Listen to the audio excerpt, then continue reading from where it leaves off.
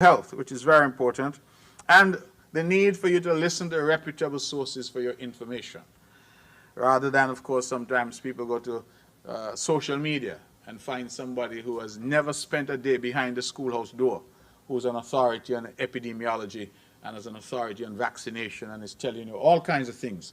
And persons run with that sometimes, not checking the source, that these are just quacks who are giving misinformation. We invite you, of course, to visit those pages and to stay safe. Now, on my way here, I did get an update on our PCR testing in Nevis. You would recall that at previous press conferences, we would have spoken about the fact that we have had now for some time the necessary equipment. I'm advised that we had some mishaps, but we are now fully on track. And the last update that I've had is that we have now done everything. We are set up, the testing has been done, the training has been done, and apparently they have to go through a process of doing some sampling. So that has been done, and those have been sent off to PAHO. We're simply now waiting on PAHO, and we expect any minute now to get the go-ahead to do PCR testing at the Alexandra Hospital.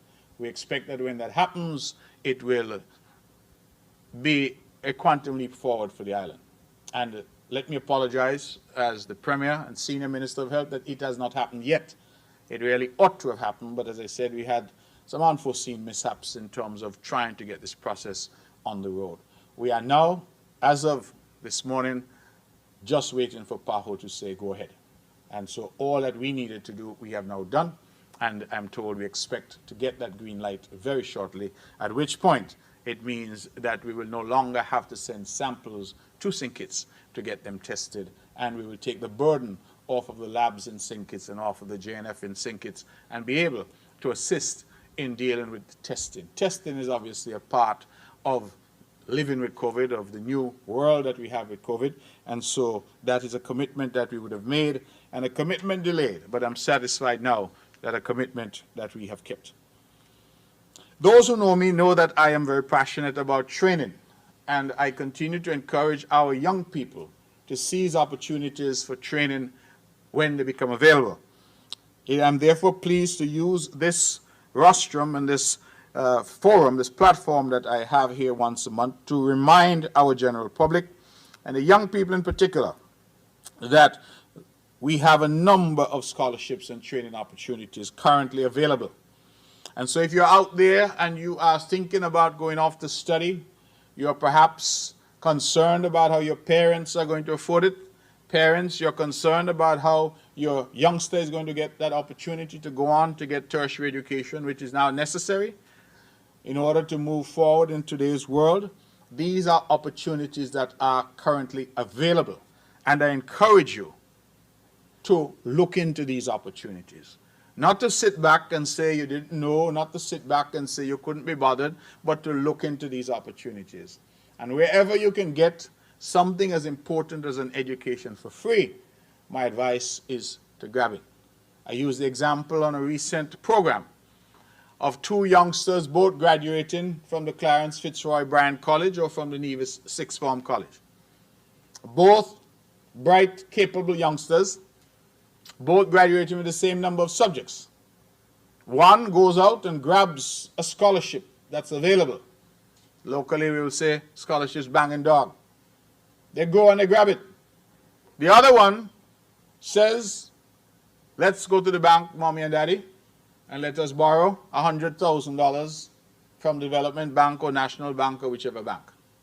They both go off, one on scholarship, that is for free, the other with $100,000 debt. After 3 years, they both graduate. Both have, after their name, BSc. And they come back. Both get jobs, middle management, in a local company or in government. Both are earning $5,500 a month. Big difference. One has a student loan to pay. The other doesn't. So who is farther ahead? And to me, these are just basic, common sense analyses that our people should engage in. And when we know that these opportunities are available, I am begging our people to grab them. Too many of our young people are not seizing the opportunities, and as a result, these opportunities are going a-begging. So, if you're out and you're listening, take out your pen and paper. We're inviting applications now for graduates of the Nevis Sixth Form College to apply for scholarships at the University of the Virgin Islands. The deadline is March 31st, 2022. So you have some time for you to apply.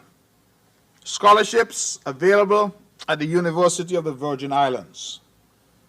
We are also inviting applications for persons who are interested in the bachelor's, master's, and doctoral degrees to study in Azerbaijan. And those scholarships are available for persons who are fully vaccinated. That's a requirement from Azerbaijan. The deadline is the 4th of March, 2022. We are also seeking applications for scholarships to study in Taiwan, both ICDF and MOFA. The deadlines for the MOFA scholarships is the 17th of February, and for the ICDF scholarships, it's the 8th of March. We have a good cohort of young people already in Taiwan, so there's a good community of Kittitians and Nevisians there. And I encourage again our young people to apply. We are also accepting applications for the Ross University Scholarship for persons interested in veterinary medicine. We are accepting applications for the University of Medicine and Health Sciences and Windsor University of Medicine scholarships, tenable on St. Kitts, Ross University, and these two are also tenable on St. Kitts. We are now also accepting applications for financial assistance. This is financial assistance now from the Nevis Island Administration. Please note, and this is important, that law, medicine, and business studies do not form part of the NIA's priority list. The deadline to receive applications for NIA financial assistance is the 31st of March, 2022. So, let me just put that in context for you. We have a number of scholarships that are being offered by universities and by governments around the world. We are inviting our people to apply for those training opportunities. If you want information, please contact here the Ministry of Human Resources, the Department of Human Resources. It's right here in the Social Security building on the top floor. Please call them up, ask a question. There's a lovely lady there, Mrs. Shanola Gill, who's quite helpful, and others in her team. I believe that is an opportunity for our young people to take advantage of. So please, there are scholarship opportunities available. But in addition to that, the Nevis Island Administration each year awards financial assistance to students. So we are also inviting applications from persons who are seeking some assistance from the government. So if you applied for a scholarship and that doesn't come through, and you're funding your studies some other way, the government is also saying we are prepared to assist. However, I want to re-emphasize that law, medicine, and business studies do not form part of our priority list. Put differently, the government is not prepared to provide assistance for those particular programs. And you may well say, why? And the reason is that statistically, we have found that far, far too many of our students are doing the same thing. So a lot of our students are going now to study law, a lot are going to study medicine, and a lot are going to study business. The consequence of that is that we have large numbers of our young people coming back with the same qualification. And areas that we do need in agriculture, in other aspects of healthcare, like diagnostics, like imaging and radiology and things of that nature, that areas such as technology, people to teach math and science in the schools, biology, chemistry, physics, nurses, those are the areas that the country needs. And so what we're seeking to do is not to stop anyone who wants to study whatever they want, but we're saying that if we're going to use taxpayers' money to support, we want to support the areas that the country desperately needs at this point in time. And I have been, in my own private capacity, encouraging young people, many of whom say, I want to study business. Why do you want to study business? That's what my friend doing, and they say it easy. Or, I want to be a business person, so I want to study business. So you have a lot of people with the same degree. Business studies, marketing, finance. And they come back and they're competing with each other, and they have the same basic degree. And so we're asking our people to expand their horizons, and we're seeking to coordinate this in such a way that we're putting our money to where and the areas that the island needs for its development. So if you want to go and study math, yes. You want to do computer science, graphics, graphic design, that kind of thing, as we get ready for the next year and the next 5 years and the next decade, that's what we're trying to encourage. So it is not at all in any effort to restrict anybody's ambition to be whatever they want to be, but with limited resources, we're simply saying that we're looking now to the core areas. Agriculture, feeding ourselves, that's critical. And so we're providing support for persons wanting to go out into those types of areas.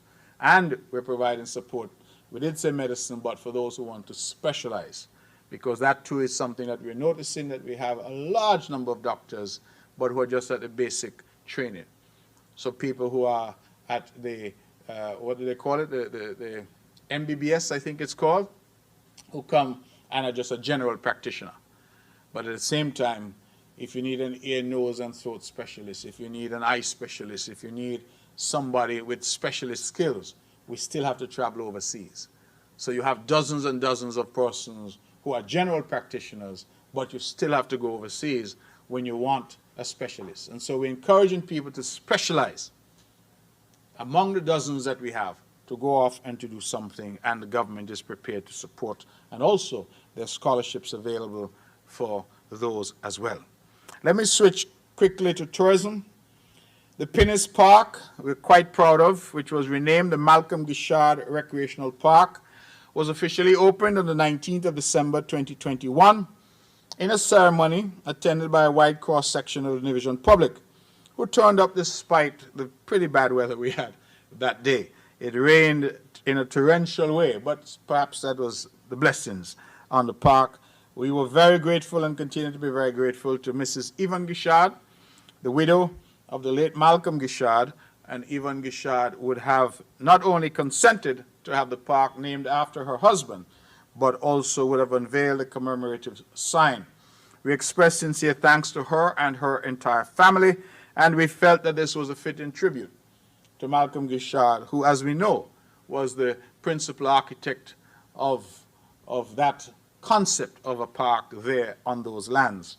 And he had the idea, and I'm happy that I was able to take his idea and to execute it, but not to forget that it was his idea. And so we put it in place, and I am very pleased, and so far the feedback, I think, has been phenomenal. People are coming from far and near to enjoy the facility, and that is as it was intended to be.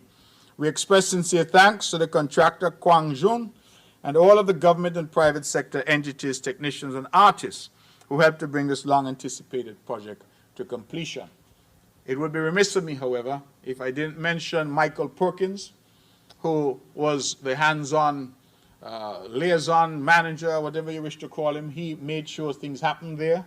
I want to thank Michael Perkins publicly, and to thank John Hanley, the permanent secretary in the Ministry of Tourism, because he too was very hands-on and did a tremendous amount of work there on that park. Prior to him, Ms. Tamika Lawrence led the effort, and while she's no longer in tourism, she too ought to be thanked, because she would have done a tremendous amount of work preparing for this eventuality. This park was something that we talked about, we prayed about, we had meetings about, we had town hall discussions about, we had original designs that had to be abandoned, we had people who were on board who said they would help to fund, and then they abandoned us, until ultimately the Taiwanese came to the rescue, and we had a very good partnership with them and have been able to deliver what I think is a first-class project for the island and people of Nevis.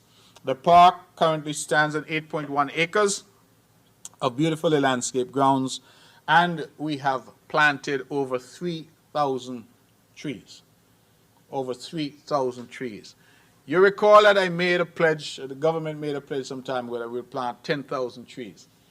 And many said that that was, perhaps it couldn't be done. We were derailed by COVID, but I think the last tally that I had seen from agriculture said we had got to just over 6,000. We had been at agriculture propagating and distributing particularly fruit crops, coconut palms and the like. And so we've been doing that. And now in addition, we have added another 3,000 plants at the park. And I invite those of you who haven't been there to go and visit. The park offers a unique visitor center with a glass dome, and the only one we're told of its kind in the region, a lawn-covered roof, which offers a commanding view from a height of 15 feet. We have 4 fully air-conditioned meeting rooms, and they have been appropriately called Oleander, Poinciana, Hibiscus, and Orchid. The individual rooms can host up to 75 persons theater style. Oleander and Orchid combined are capable of accommodating 150 persons. We also have a children's playground, which is quite popular, and incidentally, I didn't think I would need to say this, but it's called a children's playground because it's for children. Big people are not supposed to go and sit down on the swing and sit down on the thing. They're going to break them. I mean, I would have thought that that would be logical and that we would all understand that. But the security keep complaining that they have to constantly remind adults that this is for children, that the reason you can't fit physically on the slide and on the thing is because it's not made for you. We have the signs up that are very clear that says for children. And yet people are going, the adults. I don't never see adults need to go on a swing so much as adults go into the park at Pinnis. In fact, I'm told on the very first day after we opened, one of the attractions there was broken because somebody clearly, over the size and over the weight, decided to go onto it. So I did not think I needed to say this, but I'm saying it. Adults, it is for your children, not you. Your job is to sit on the benches that we've provided and watch your children play and enjoy themselves. Bring a book, read a book. That's your job. Pay attention to the kids. Or if you want to bring them and leave them because it's a safe environment, but it is not for you to go on the swings and on the slide and on the seesaw. So I want to make that very clear. Sometimes you say things that you never thought in life you would have to say, but I'm saying it. It is a children's play area, not adults. We have the lighted splash pad fountain, and we have a very large central lawn, which is capable of hosting big events. We have the large stage, which can accommodate bands and other big groups for events, and the stage has fixed rings. We have designed it specifically. Those can accommodate the erection of tents, so it's a space that can also be used for private events. If this sounds like an advertisement, it is, so I'll continue. We have almost a half mile of jogging, walking trails, and boardwalk, ideal for exercise for those of you who want to take your morning walk or your afternoon walk. We have park benches scattered throughout the park, and we will be getting some more.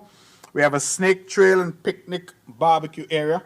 We have a lawn amphitheater capable of hosting well over 200 persons. And then we've added something called the game room. It's an electronic game arcade room managed by Mr. Dion Ward, and Seal My Sip Juice Bar and Smoothie Lounge, which is managed by Miss Rhonda Thompson. There are currently 61 parking spaces. We have ramps throughout the park for full accessibility, and we have 24-hour security. And so we're asking the general public to go out and to utilize the park.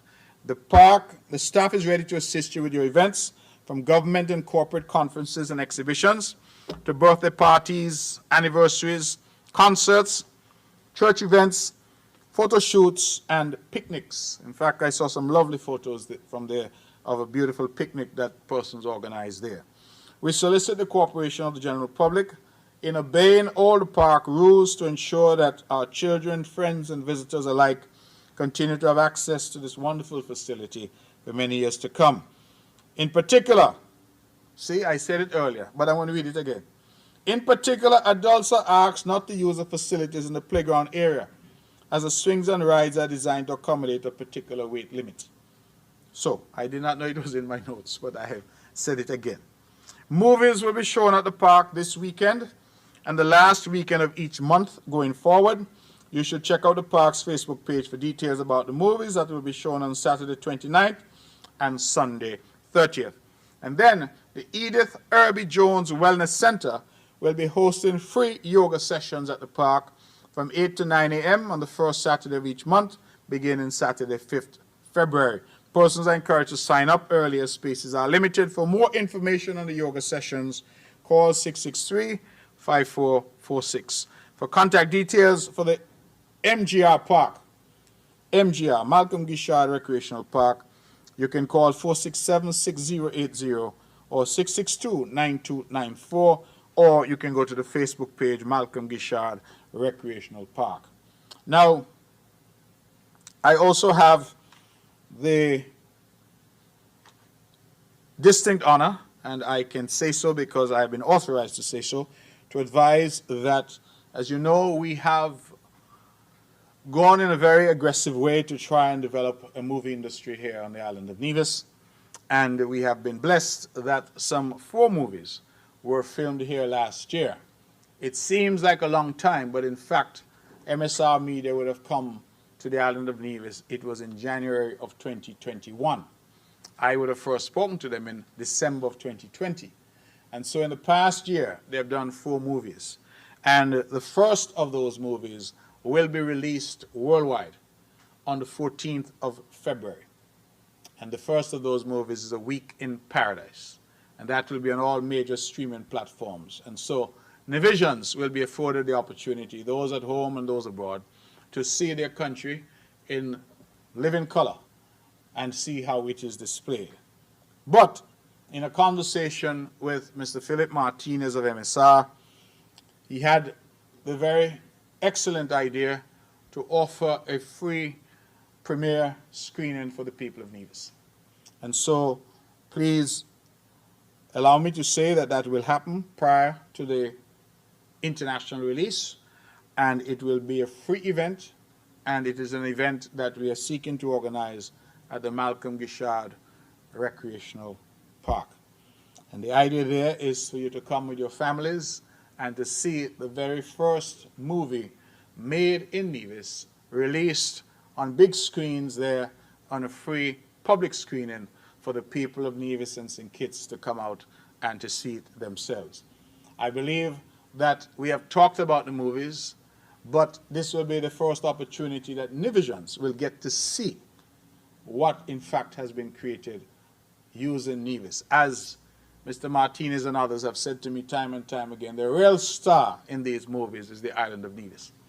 And so I believe that this is a phenomenal thing, a great development, and I did not myself think it possible, but the impossible has been made possible, that we all together will be able to have a free screening of this movie, A Week in Paradise. And so stay tuned, more information will come shortly, but we will put that together in the next week or two so that the public can come to the Malcolm Gishard Recreational Park and see this. How we're going to do it, that will be for those organizing it, whether or not it's outdoor, under the stars, and of course we can make an evening out of it using the amphitheater, and really people can bring their blankets and sit out and watch the very first movie created here on the island of Nevis and being released the day later to international audiences. So we certainly look forward to that, and I think that that is good news for us and an excellent way to bring home the reality of the movie making business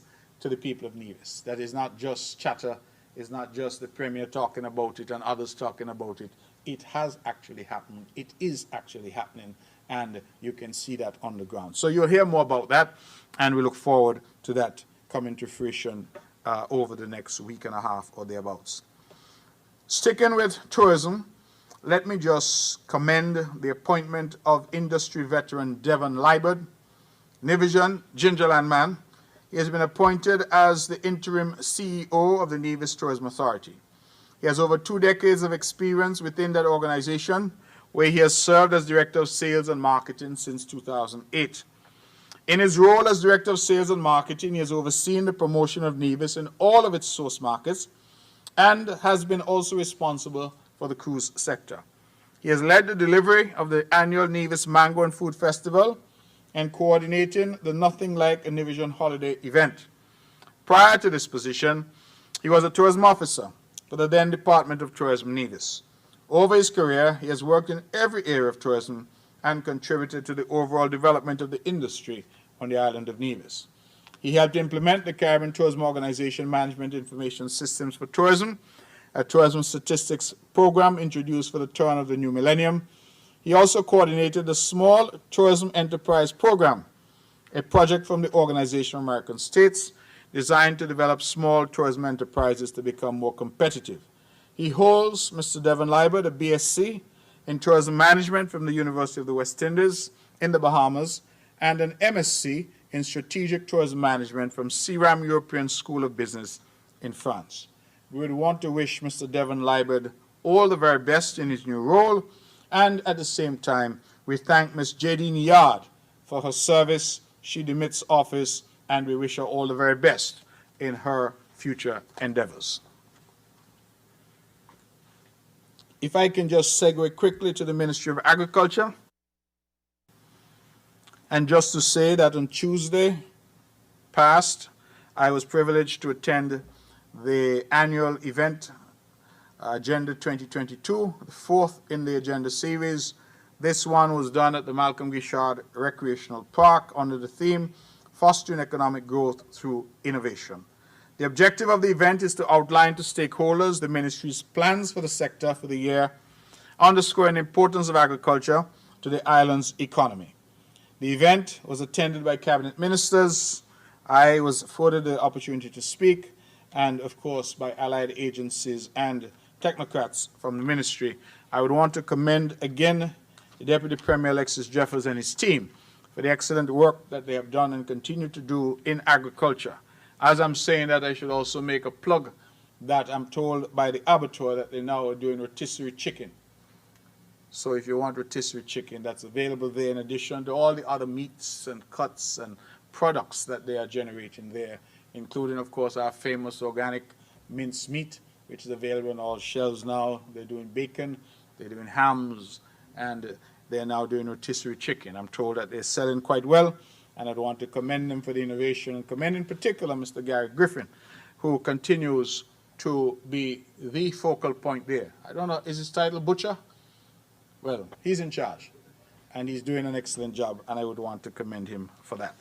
Ladies and gentlemen, I end by just providing for you some information. I believe on the last occasion that I was here, or at least on a previous occasion, let me put that way, I was asked about the number of school leavers who would be, of course, have been entering the job market. In 2020, I'm told that we had 242. I didn't have the statistics at the time, so I'm bringing them now. 220, we had 242, and 221, we had 218.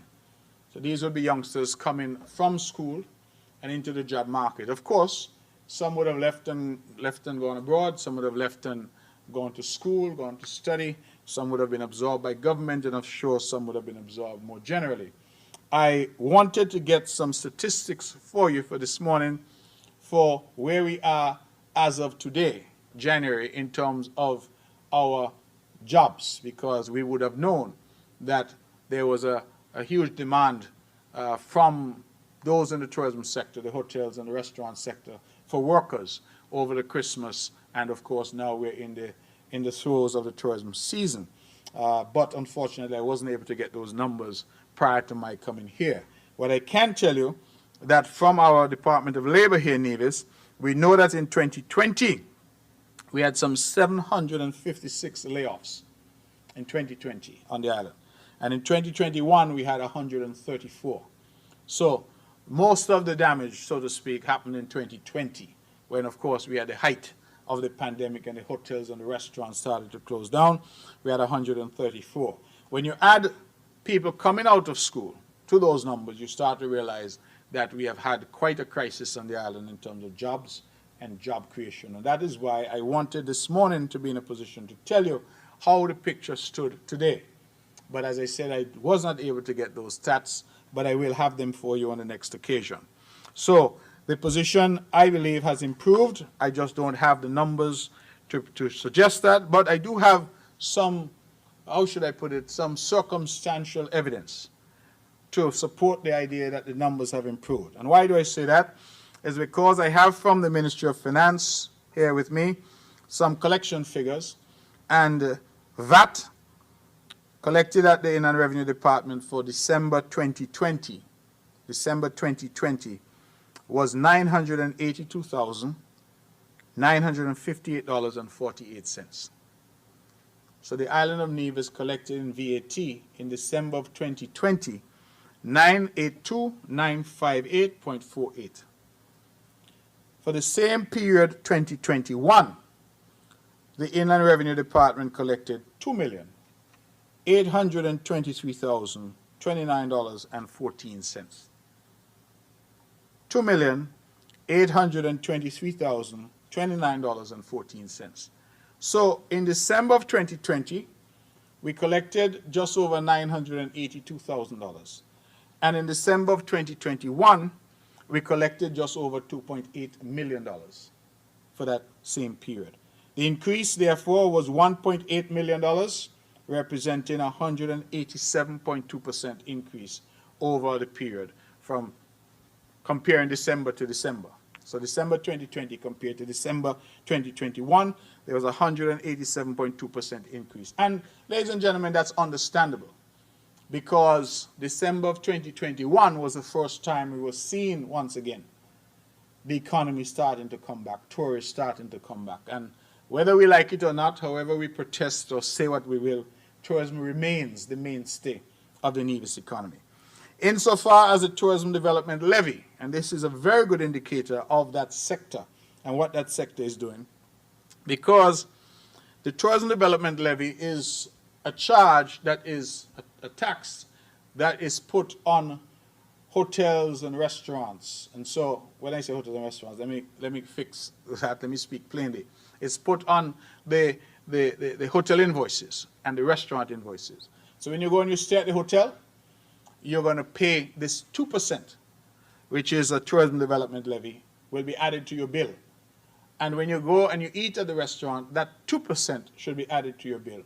And that 2% is what we use to fund the Nevis Tourism Authority, which does the marketing for the jurisdiction.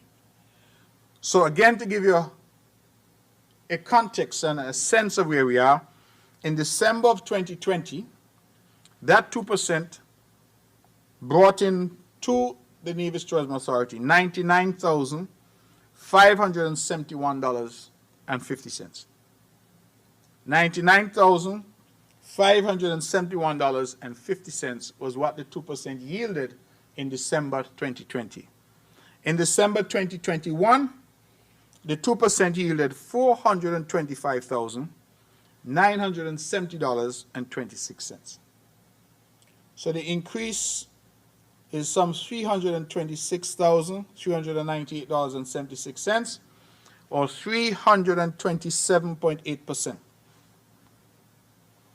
I think that suggests that we are moving once again in the right direction. And as I like to say, we are regaining the momentum that we would have lost due to COVID. And I'm hopeful that these numbers continue to trend in the right direction, and that we're able to move in a good and positive way going forward as we try to rebuild the economy here on the island of Nevis. So I think that those numbers, particularly the tourism levy, is a direct indicator of what's happening with tourism on the island, and to move from just $99,500 in December last year to some $425,970 in December this year, representing some 327.8% increase, is very significant in terms of demonstrating what tourism is doing and how it is that the island is rebounding and regaining the lost momentum in that sector. So I will leave it there and stand ready to take your questions. Forgive me, please, before I take your questions, one last point. I know I keep saying last, but this is the last point. Just to update, you would have been aware that we had, unfortunately, some 21 Haitian nationals that would have come ashore here on Nevis illegally some weeks ago. And it was, they were taken into custody. They have been housed, treated in as humane a way as we could. I'm advised that they were housed at Potworks, and I am to advise that based on the latest information, that the Ministry of National Security in St. Kitts is indicating that they will be repatriated to their country, Haiti, on the 31st of January, which I believe is Monday next.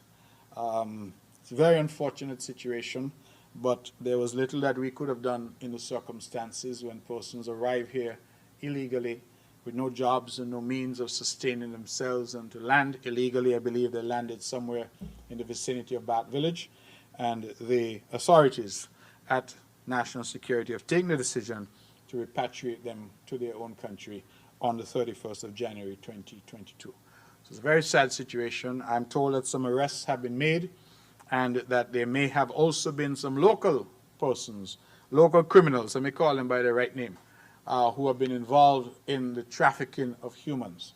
It is, particularly given our history of slavery, where we were trafficked and brought here from Africa, it is, to me, a horrible, horrible thing for our people to engage in, and to seek to extract money from individuals, to transport them illegally to other countries, is a truly horrible practice and a criminal enterprise that we must seek to bring to an end.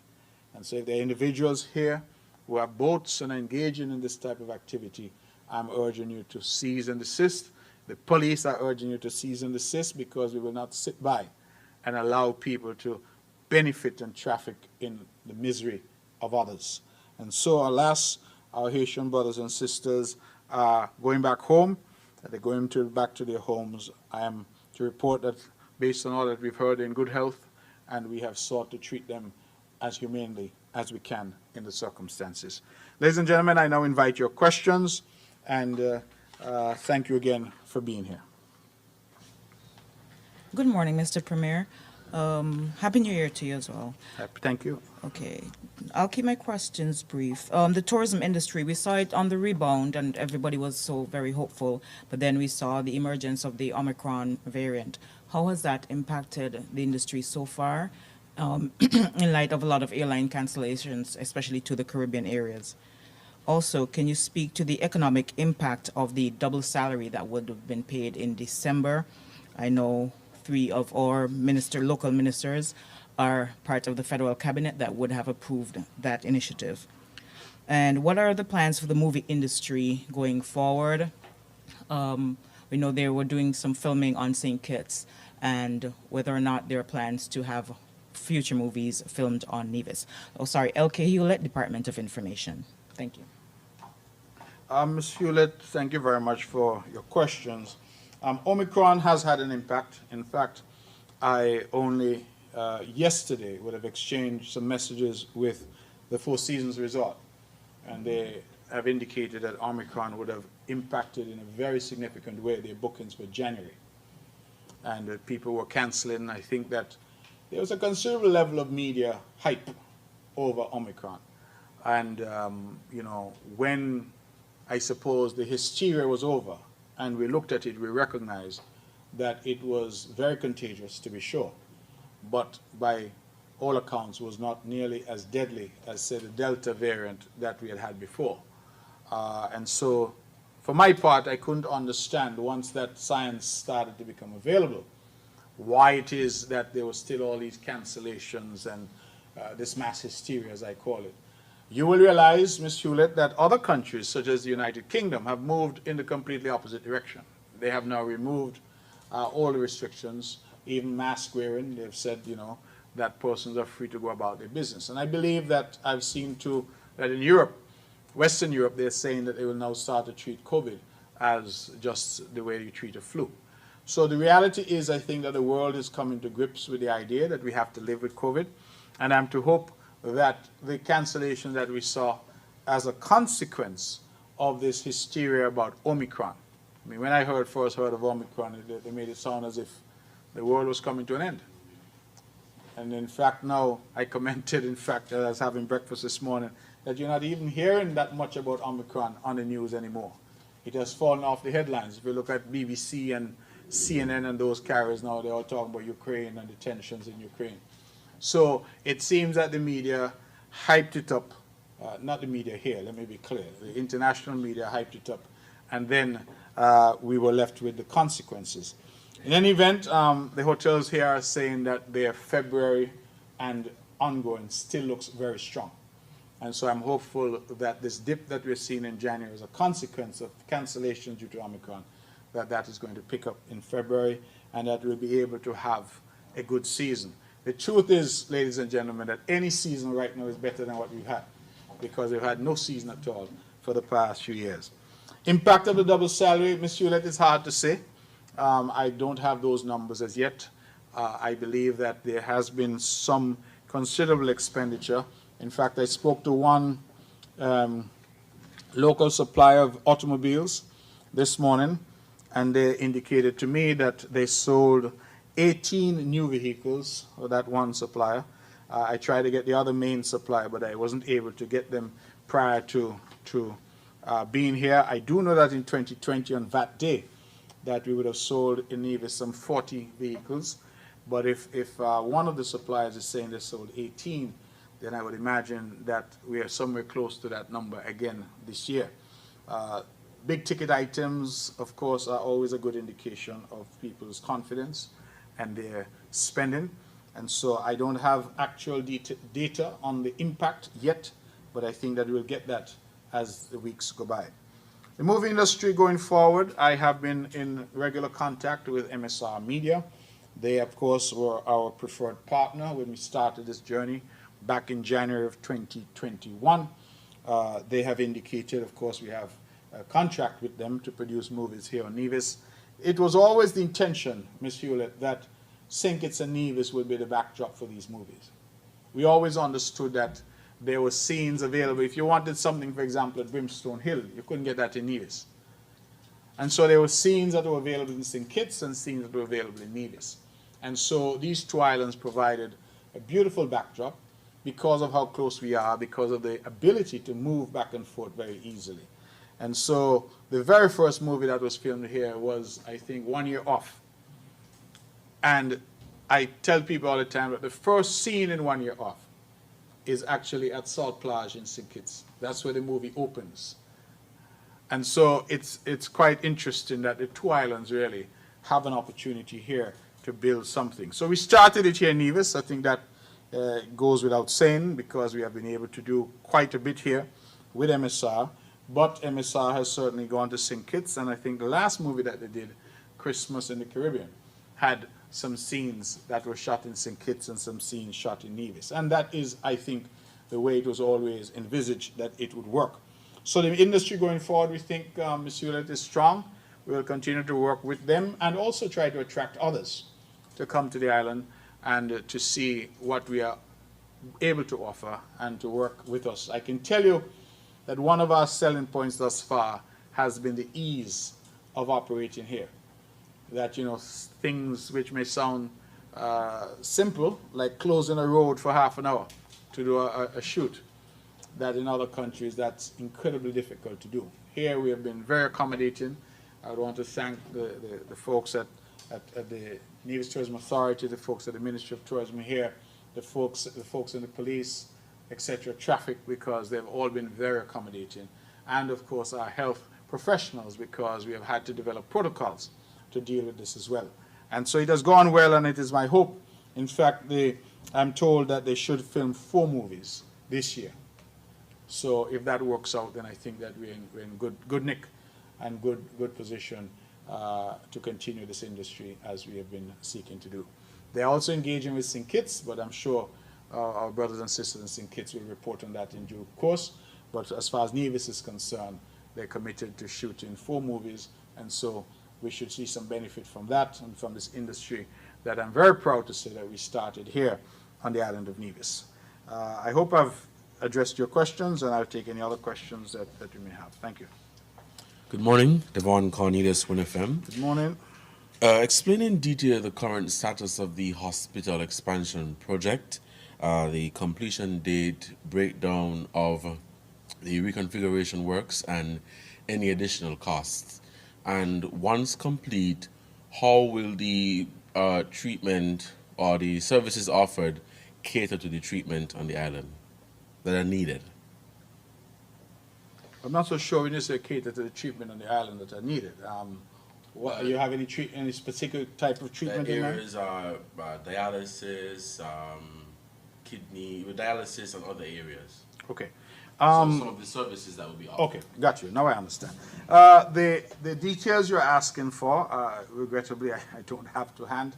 The Minister of Health Day today is the Honorable Hazel Brandy. She's a junior minister, but she, of course, manages the health ministry, and she would have given a very fulsome report in her budget presentation in early December in the House of Assembly on the state of the hospital, the amounts that have been spent, etc. So, Mr. Cornelius, I don't have the numbers here with me today, but they are available publicly, because if you could simply look at her presentation in the House in December, you would have seen where she set out in great detail the numbers thus far, amount of spend, etc.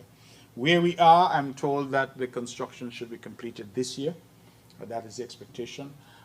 We are now, I think, at the stage where we are putting in windows and doors and starting the interior work at the hospital.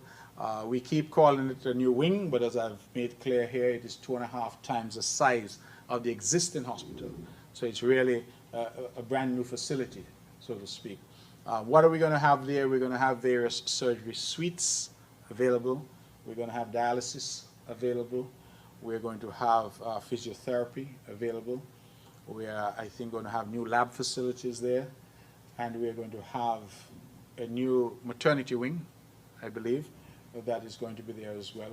And various suites, accommodation for patients that are also going to be there. So we expect, and we're also going to have, radiography there. We expect, as you know, a new CT scan machine, state-of-the-art machine that should be arriving on island in the next few weeks. And that too will be housed there eventually. We're going to house it at the hospital grounds in a containerized unit for now.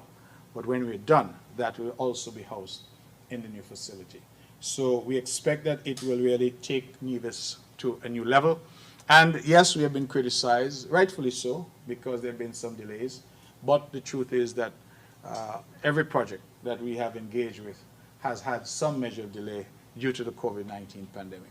And so many say, oh, you've been there for 4 years, what has happened? But the truth is, for 2 of those years, you were in lockdown and semi-lockdown and curfews and all of that. And so we've had some problems. And also, I like to be very forthright and direct with the public and the members of the press, and I did indicate that we had to pause the project to have a redesign of the interior, not the exterior, but the interior, because we wanted to ensure that we had the proper flow inside. And so that was done. We had to stop the project to get that done. That has now been completed, as I reported here before, and the work now is again proceeding apace. We would have restarted, I believe, in December, and that work is now going. So we expect that that construction should be done this year. And then, of course, we are already now starting to source equipment, because that is going to be the other significant cost there, would be to ensure that we have the necessary equipment there to outfit the dialysis, outfit the labs, outfit the imaging center, the radiology center, etc., and to ensure that we have all that is necessary to take healthcare in Nevis to the next level. It is our anticipation, Mr. Cornelius, that people will start to come to Nevis for care. That is our anticipation. And that we, Nevisians, will no longer have to travel as frequently for care, that they will be able to get that locally. Now, I'm sure that for highly specialized care, trauma and that kind of thing, that people still have to travel. And incidentally, there are many in Nevis who make the argument that whatever discipline, whatever service they want in healthcare should be available on the island. I am here to tell you that I am not going to promise that, because that is unrealistic. I happen to be in New York, one of the greatest cities in the world and one of the greatest and most powerful and richest countries in the world. I happened to be there some time ago, and in interacting with some individuals, found out that if you had a particular type of trauma, head trauma, for example, in a city like New York, you might have a hospital close to you, but that hospital can't help you. They have to medevac you to a trauma center, which might be some considerable distance away. in order for you to get treatment. I say that because I think here people say, oh, we should have cardiologists, we should have neurosurgery, we should have all of this available, not paying any attention to the size of our population, the cost of offering those services, the cost of the professionals who would offer those services, and the like. And so I believe in our engagement with our public, we should be realistic and not give people pie in the sky, not tell people things that we know are not realistic, but rather to stick with a practical approach to governance, and that is what I've sought to do. So what we're trying to do with this massive expansion in our hospital facilities to take our health care, our primary care, our diagnostic care, our therapeutics to the next level. And we are hopeful that we should be in a position to come back at the end of this year and open that facility and have that facility completed. Just two more questions. What has the response been like from non-nationals with regards to the vaccination policy for the renewal of the work permits? And is there an update on the one and only resort? That's it. Thank you.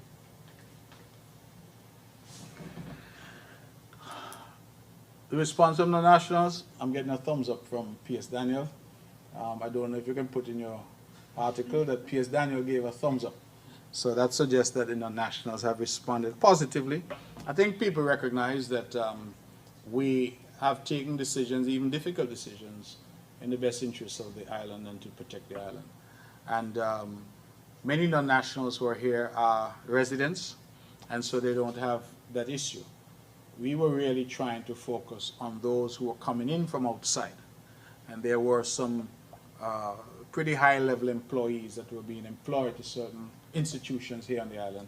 And we made it clear to them that they couldn't expect that persons would come in from outside and bring their families, etc., and not be vaccinated, because that would merely add to the number of people who are on island who are unvaccinated.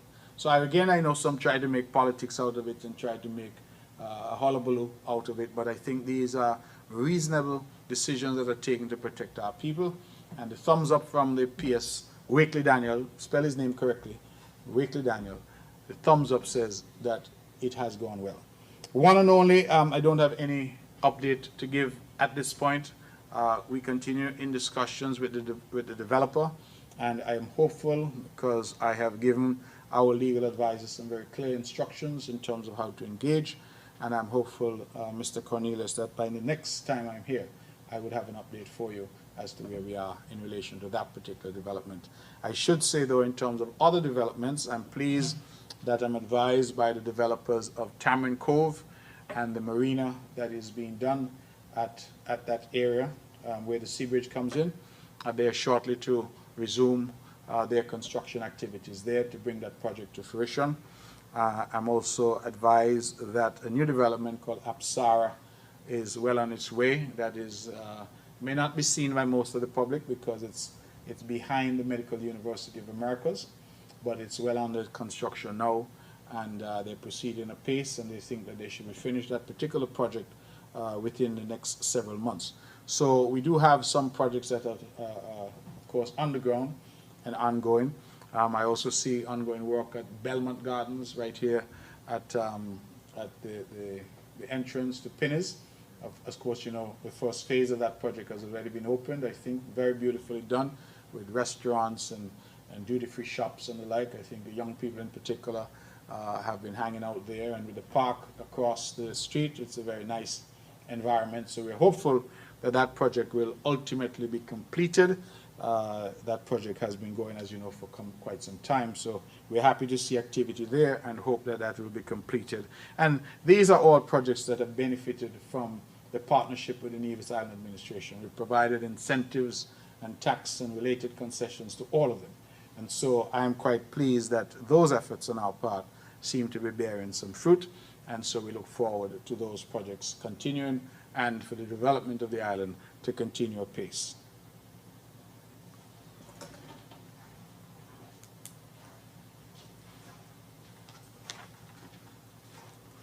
Good morning, Mr. Premier. Good morning. Glenn Bart from SKN Newsline. My first two questions.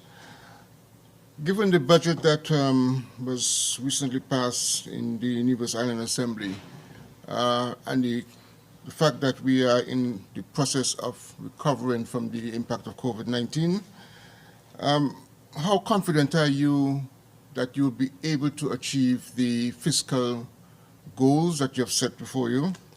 And in that same context, can you indicate what would be your 3 priority projects or programs that you think has to be done in 2022 for the people of Nevis? Secondly, in the context of your, in the capacity as Minister of Foreign Affairs for St. Kitts and Nevis, can you comment on the 2021 African Caricom Summit that was held, and is there any progress being made in terms of relationship between Caricom and the African communities? Thank you very much, Mr. Bart, and thank you for being here. The budget, I feel fairly confident that we can achieve our budgetary goals this year, and I'm fairly confident, Mr. Bart, because in the budgetary process we were very conservative. I know some of my colleagues weren't that happy with me because we took a scalpel and we cut wherever we could cut. We ensured that we said to colleagues that we had no room for anything other than what we had to do. And so we really ensured that we tried to deliver a budget that was practical. That's a word you hear a lot from me. That was practical, that showed that we were trying to live within our means. Much of what we do in Nevis depends on how the economy goes. I suppose that's true for many countries. And so if our economy can continue to pick up, as we're seeing signs, and if the numbers that we're seeing from tourism and other sectors of the economy continue to pick up, I think that we would not only achieve but exceed our budgetary allocations for this year. But it is very early yet. We are only in January, and so it is far too early to determine where we're going to go. I think I'll have a much better sense by the time we get to May or June this year in terms of saying how we are and where we are in terms of the economy this year. But I think that our budgetary allocations were very conservative, both in expenditure and in revenue. And so I think that we are in a process that we think is achievable. In terms of main areas this year, you asked for 3. I think our road infrastructure that we've been building out, we have to complete that. We have the hospital project that Mr. Cornelius spoke about. It's a critical investment in healthcare. And I think our social safety nets. Let's face it, COVID has had a devastating impact on lives and livelihoods. Because some people, even though they haven't lost their life, they have lost their livelihood, and that has impacted the quality of life that they've had. And some people, of course, have suffered. Some people who were living already on the margins are now without a job. Their families are struggling. And so we need to ensure that we have an adequate safety net in place for those members of the community. In fact, it was just yesterday that I engaged, I'm sorry, forgive me, not yesterday, but on Tuesday, that I engaged with the High Commissioner Sherry Truss, our High Commissioner in Canada, and Senator Kucha there in Canada about the provision of mental health care to our people. I was quite surprised to learn that in 2020 we had an additional 36 persons added to our mental health register, and in 2021 we had an additional 36 again. So over the 2 years we had 72 persons presenting themselves, new individuals seeking mental health care. And I believe that is a direct result of the pressures that COVID-19 brought on us in terms of people's lives and livelihoods. And so we have to ensure that we take care of our people. We have to ensure that we have the necessary safety nets. And so you will find that a lot of what we're going to do is going to be skewed towards ensuring that our people are protected as much as we can in the circumstances. So that has to be a priority for us this year. as we try to build back better, as we're saying, as we try to work our way out of the COVID-19 pandemic. We can't leave our people behind. We have to bring them along with us. The 2021 Africa Caricom Summit really was a start, Mr. Bart. It really was an icebreaker, so to speak. It was the first time that it has happened. As you know, it was largely hosted by President Kenyatta of Kenya. And I think that as a consequence of that, we're now looking at how we can expand our footprint in Africa and how Africa can expand its footprint here. Caricom has been talking about opening a representative office in Addis Ababa in Ethiopia, the seat of the African Union, so that we can be closer. We're talking about coalescing with Africa and the African Union so that our 14 nations in Caricom can coalesce with the 54 nations in Africa, and that gives you a very significant voting bloc in various international organizations, and that ultimately is what makes other more powerful nations take notice if you're voting together. You know what they say, if you are a minnow, and we all are minnows in the Caribbean, and we swim alone, they like it to be gobbled up. But if you swim together, they may mistake you for a shark because you're swimming together and you're creating that illusion in the ocean that you're much bigger than your individual self. And so that is what we're seeking to do with Africa. And I believe that there is a tremendous reservoir of goodwill now. There's a momentum that I have discerned, particularly from President Kenyatta, who has now come to the region, I believe, twice, if memory serves, but also from other African leaders who are seeing the Caribbean, what we refer to as the sixth region of Africa, as part of the African diaspora. So I think that there's room here, and certainly from my perspective as Minister of Foreign Affairs of St. Kitts Nevis, we have made some tremendous strides, Mr. Bart, in terms of our engagement with Africa, our signing of visa waiver arrangements and diplomatic relations, which for us signal a first step to better relations. I think what is critically important now is for us to get airlift between the Caribbean and Africa. That, I think, is critically important. It must be a matter of regret for all of us that to get to Africa, we have to go through Europe. It must be a matter of regret. So I think that the idea of direct flights from the Caribbean, I don't really care where in the Caribbean, but from the Caribbean to Africa, I think that that is a potent symbol and significance, milestone, if you will, a marker that the Caribbean and Africa are truly coming together. And once you open up travel and air links, you open up other things, business opportunities and the like. I think that that is what we need to do. In fact, Mr. Bart, I will tell you, and I hope my information is accurate, but I think all of us think that Africa is so far away. When we think of Africa, we think, well, that far. But we were actually talking about the possibility of a direct charter flight from Nigeria to St. Kitts. The conversation got to a point and then stalled because COVID intervened. But the reason we're talking about it is because many Nigerian students, we've learned, are attending school in St. Kitts. And so you had a situation where families and friends would want to come to visit. So we're saying if we could have done a flight maybe once every fortnight. And I was pleasantly surprised to hear from the experts that the flight would be less than 10 hours. I was very surprised. I didn't think that you could get to Africa in 10 hours, but apparently you can. So if there are airline enthusiasts out there and information is wrong, I will defend myself by saying that's what I was told.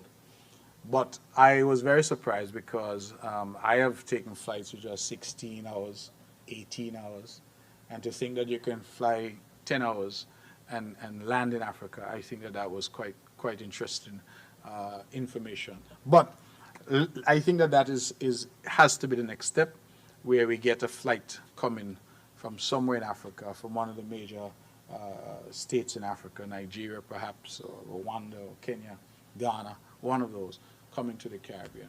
And Africa does have airlines, as you know, several airlines in Africa. Even Ethiopia, for example, have their own airline. And, you know, what a joy it would be to be able to get on a flight in the Caribbean and land in the motherland. So we are hopeful that that will happen. But everything starts, every journey starts with a first step. And I think that this was quite significant, a significant first step with Caricom leaders and African leaders coming together for the very first time. And I'm happy that I was able to be a part of that.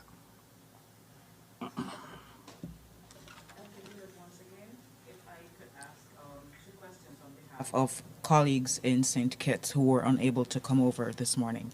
By the way, if you're putting in any little word for Africa, could you mention Morocco in those discussions? I would love to visit. Thanks. Okay, from Jamiela McPhail at Freedom FM, she wants to ask if an election, a local election, is likely this year in Nevis, and what do you think your party's chances are in terms of being returned to office? Jermaine Abel of SKN Vibes, he has two questions. Can you say how much Nevis has spent on COVID-19 for 2020 and 2021? And can you point to the areas where those monies were spent and whether or not the NIA received assistance from international agencies? Thank you. Thank you very much, Ms. Hewlett, for bringing those questions on behalf of your colleagues at Freedom FM and SKN Vibes. Starting with the SKN Vibes question, how much money did Nevis spend on COVID-19? I don't have a number for you today. What I can tell you is that we were forced to do a lot of reallocations of our budget, and a lot of money that was earmarked for other things was reallocated to health to ensure that we were able to do all that we needed to do. What was the money spent on? Many people here would not remember perhaps, but we outfitted a building at Prospect, which we thought we might need. Thank God we didn't need it, or we don't. We have not needed it yet, and I hope that we don't ever need it. But we outfitted a building at Prospect, which was designed to be an isolation center. If it came to that, that came at quite some cost to us. We would have invested in new ambulances, we would have invested in PPE, we would have invested in some new ventilators at our hospital. We really would have invested in personnel. We have, of course, individuals here who work as case managers and all that we would have had to pay. So we would have had to invest significant sums, millions of dollars in testing. You know, people talk about testing, it's not cheap. And we often have to carry the cost. When we did contact tracing and all that, we had to carry the cost of testing. So I don't have today with me a quantified figure, but those would have been the broad areas in which we would have spent monies. Let's also remember that this government would have done something that no other government has yet done. We would have on 2 occasions handed out masks and supplies to the entire Nevisian public. When this pandemic started, we went house to house in Nevis handing out masks, reusable masks, and we have since, again, through our health centers and our community centers, made masks and hand sanitizer and the like available to our public. We've also, of course, made supplies available to the churches and areas, other organizations where large numbers of people gather. I'm quite proud of that. It sometimes goes unnoticed, but no other government was able to do that, and we did it. Perhaps because of our size, some may say it was easier for us to do it, but nevertheless, we would have done it, and I'm quite proud of that. So resources would have been spent in those areas, and I would get the figures. Mr. Abel, if you're listening, I'll get the precise figures for you. I'm sure that those could be quantified at the Ministry of Health. Is an election likely this year in Nevis? Short answer for Freedom FM is I don't know. It will depend on a number of factors, and so stay tuned. We will find out, I'm sure, this year, whether or not we'll have an election this year. So I think that is as much as I could say on that. What are our chances like? I think that our chances are excellent. I think that our people would have seen this government at work in an unprecedented crisis, a crisis that no government has ever had to confront in the history of this island. And I believe the fact that Nevis is still standing today is testament to the management that we were able to bring to bear to this island in a situation of crisis. In fact, COVID-19 represented an existential threat to our island and to our way of life. And I'm quite proud that at this point in time, Jehovah God was kind enough to us to have us here, and that 2 years on, we're still standing, and that our economy is showing signs of life. Our people are getting back to work, and some sense of normalcy is coming back to our island. And that is why I continue to encourage our people to go out and get vaccinated, protect themselves, and ensure that all of us are part of the solution for a better Nevis.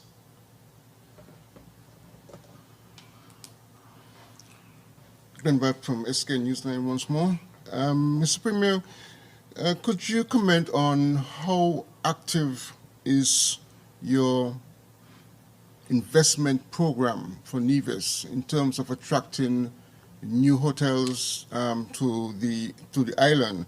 I ask this because it has consequences also for other things, for example, such as better utilization of Vance Amory International Airport.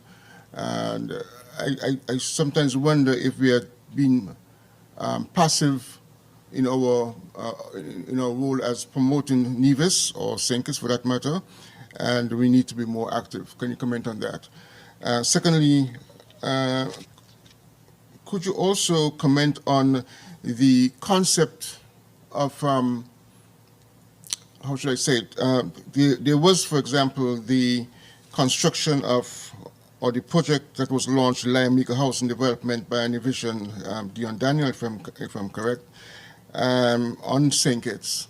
And I was wondering if that was a project that you would have preferred to have had happening on Nevis.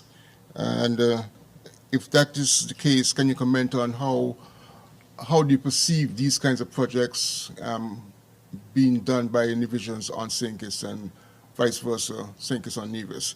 And can you comment on that, please? Mr. Bart, I confess a little surprised at your last question because we're still one country. And if any division decides that they want to invest on St. Kitts or do a project on St. Kitts, that's a matter for them.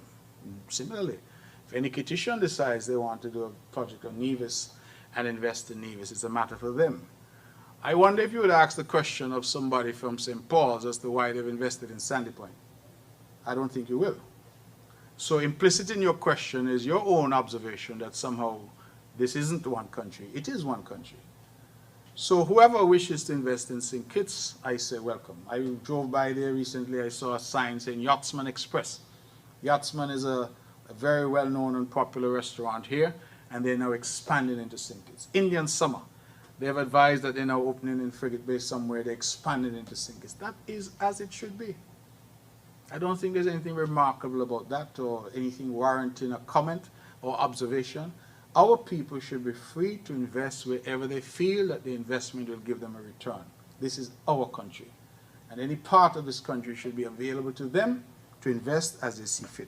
So Project Liamiga is in St. Kitts. Maybe Project Wally will come to Nevis, bought by a Kittitian investor. They're welcome. This is their country. And so I don't see anything remarkable about that at all. Promotion of the island, Mr. Bard, we continue to do what we could and what we can. But bear in mind that for 2 years, the state of travel and what it was like.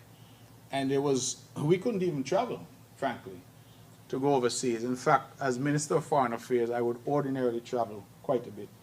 I traveled to New York in September of last year. It was the first time that I traveled in, I think, a year and a half. So our tourism promotion really ground to a halt, and we were restricted to promoting only online and using online platforms to try and promote the island. I think we did a good job in that period of time. Under the leadership of Ms. Yard, Jadine Yard, we would have launched a new website. We would have engaged in terms of social media content in a significant way. Hotels, and maybe my answer is not going to be entirely what some expect, but I am not enamored with the idea of this constant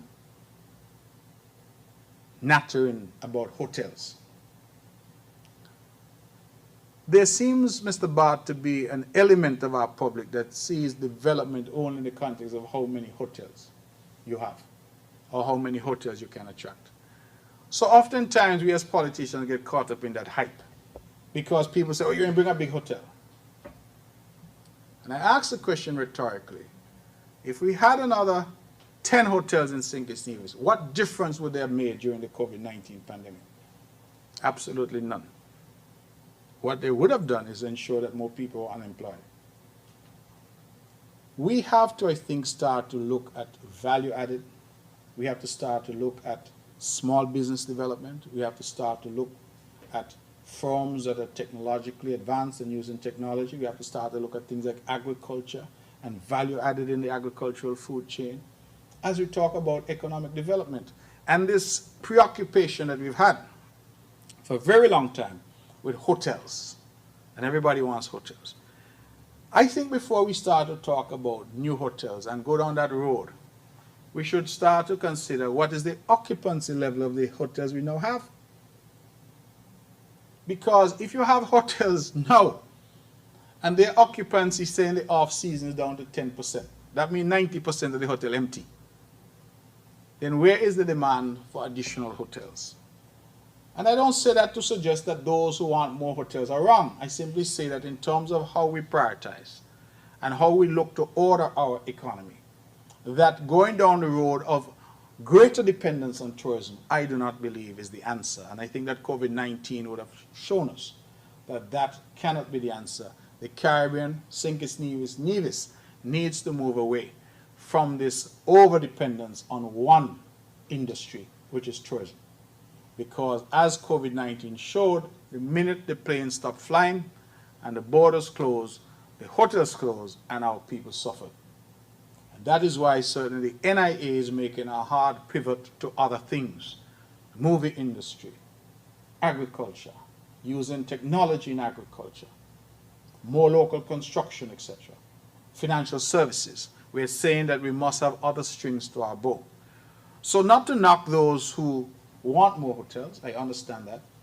But when one looks at it from a logical point of view and say, yes, a hotel represents significant investment in the local economy, but you look at the hotels that have come and you start now to examine what is the level of business that those hotels are doing.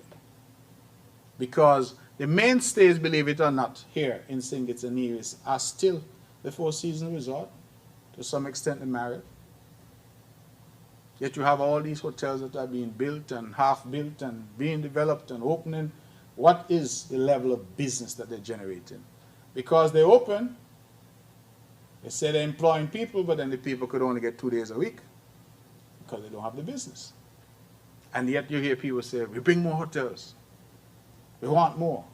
So you bring more hotels, then they open, and then people get 1 day or 2 days a week, and that's it, because they don't have the level of business. I believe that what we need to do is to focus more on filling the rooms that we have, ensuring that we incentivize existing hotels so that their standards are at a particular quality, that they can attract the type of stays and the type of visitor that will spend. And that ought to be our focus, certainly in the medium term. Now, is that saying that Nevis doesn't want hotels to come?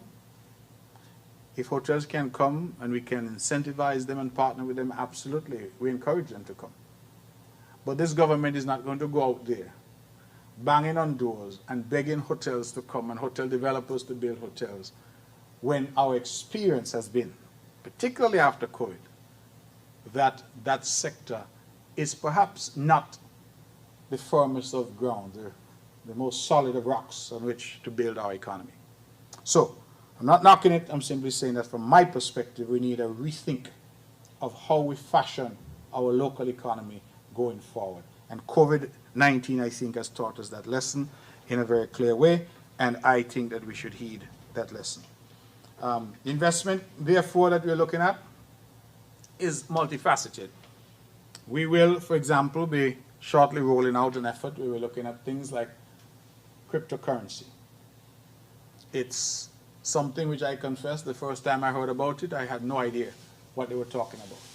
But you have all these cryptocurrencies out there now. You have tokens, you have various brands that you will probably identify immediately, like Bitcoin, Bitcoin Cash. And it's a revolution that's happening internationally. And we're hearing about it, but we're not engaging in it. I see El Salvador has gone down a particular road where they're now accepting Bitcoin as official legal tender for the country. And they're developing entire cities in El Salvador now that are funded and fueled by Bitcoin. And I'll be quite honest with you, I am seeing more and more places in St. Kitts and Nevis that are now accepting Bitcoin. So you go to a place and you have your Bitcoin, you have it on your phone, and you simply just scan it, barcode, and you pay. The world, whether we like it or not, that used to exist where we say cash is king, that world is fast dying.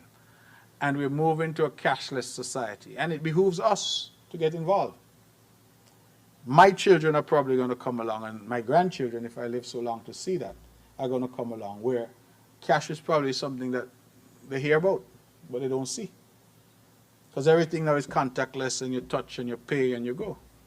So I believe that that is the next wave, and that these are the areas that we, who are in the privileged positions at this point in our history as leaders, should be looking to, should be talking about, should be encouraging startups and incentivizing and attracting investment in those areas, rather than the old sterile way of telling people, come go build a hotel. So I feel that there are areas to go, and that is where my government is trying to position itself. Greater technology, looking at things like crypto, looking at the financial services sector, seeing how we can leverage what is available to build better lives for our people. And that is where I think that our economic angle is going to be, and our effort to attract investment is largely going to be in those areas. You take the Apsara development, and I'll end here, that I mentioned. What is the concept behind that? It's not really a hotel. It's providing some level of accommodation, but more than that, it's providing a business space or business spaces for individuals who want to come from some countries and want to set up their business here. So let us say that you're in a place now like Hong Kong, good example. And Hong Kong, we know, very wealthy people, good education system, speak perfect English, people who are well-trained, highly sophisticated people. But China is now flexing its muscle in Hong Kong, and many in Hong Kong argue, as you know, there have been protests and the thing there, that there have been too much of a crackdown on them and the freedoms that they've enjoyed. And so to my mind, places like us in the Caribbean can now start to provide safe haven for companies that want to relocate. And with technology now, a company could be anywhere in the world. A lot of companies registered here in Nevis are doing business internationally. So why not attract them and say, listen, why not come in here, bring your 10, 15, 20, 100 employees? So we make it possible for them to come, to relocate, and to be here, and to be a part of our economic development.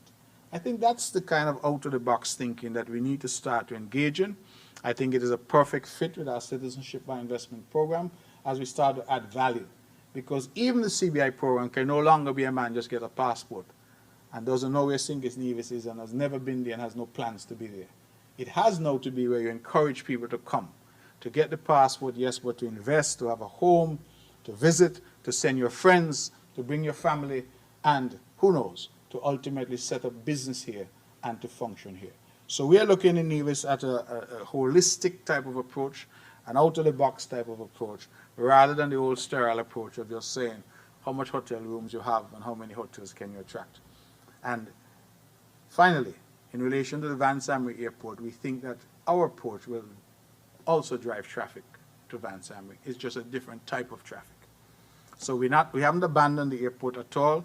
In fact, you'll hear more about our plans as we go forward, but we are now talking about a different type of traffic that we try to drive there. Business traffic, people who are actually living on the island, people who are actually spending time on the island in a significant way, not just the tourist that's coming in for a week and looking the easiest way to get to and from Miami.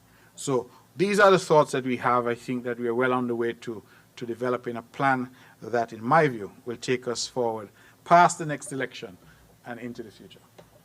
Are there any more questions for me?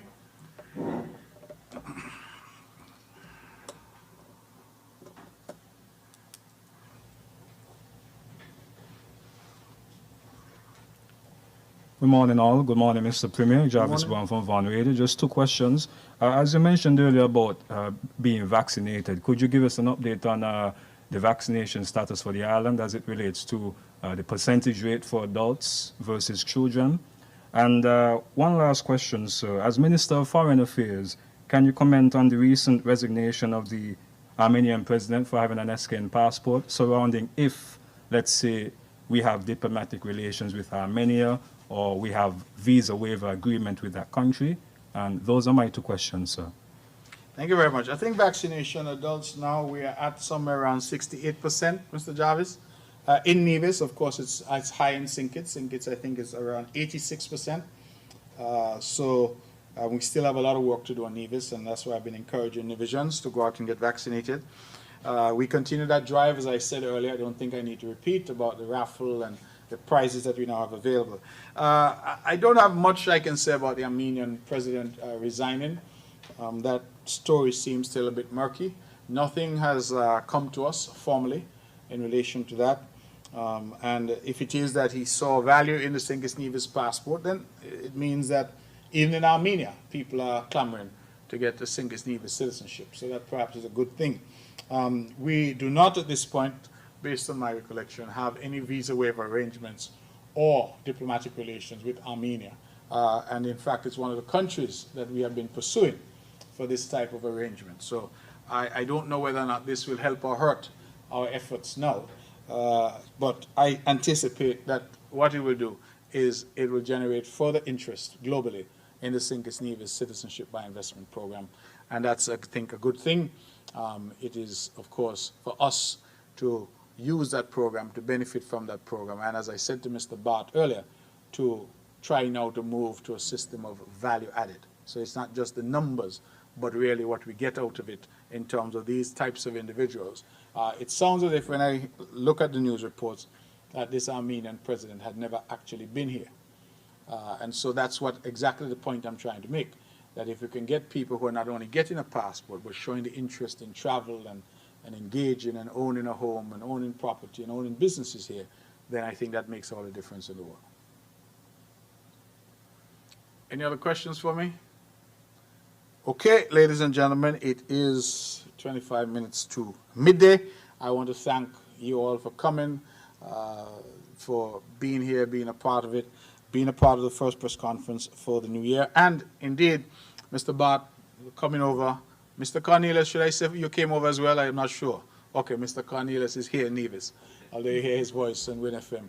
And of course, for Ms. Hewlett, who's here with us, and those from Freedom and from SKN Vibes that would have called with their questions to Ms. Hewlett. I am truly grateful. Thank you, NTV, and of course, Mr. Tyson and his efforts are always welcomed, and Von Radio for always being here to cover these events. Mr. Daniel, thank you very much for always being a part of this, and I look forward certainly to engaging with you at a time to be announced and a date to be announced next month. Thank you. God bless you. They had it, folks, an edition of the Premier's monthly press conference here on Win FM 98.9. Keep it locked, or we head back to our regular program. And don't forget at 12 o'clock we got the Win FM headline news.